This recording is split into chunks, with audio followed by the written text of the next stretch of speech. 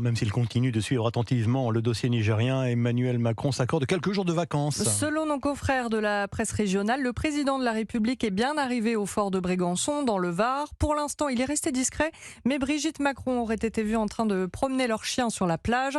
En se retirant pour l'été à Bormes-les-Mimosas, Emmanuel Macron poursuit une tradition bien ancrée, Antoine Bienvaux.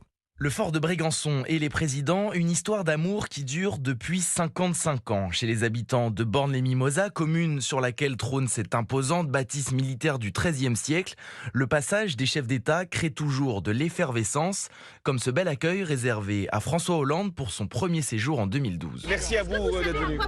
C'était incroyable, il m'a parlé comme n'importe qui. Il a dit qu'il ira se baigner, qu'il n'y a pas de piscine là-haut, simple comme tout. Et si le président socialiste était plutôt un adepte des bains de foule pendant ses vacances, ce n'était pas le cas de tous ses prédécesseurs. En 2017, avant le premier passage d'Emmanuel Macron, les habitants de Bormes-les-Mimosas n'hésitaient d'ailleurs pas à se livrer au petit jeu des comparaisons. Le plus sympa, c'était Giscard. Un bon gars, il venait nous voir, il nous parlait un peu avec tout le monde. Oh là là, le monde qu'il y avait. Mais celui qui était le plus visible, c'était Sarko. Oh, il faisait du vélo, lui. Il saluait les gens, il parlait aux gens.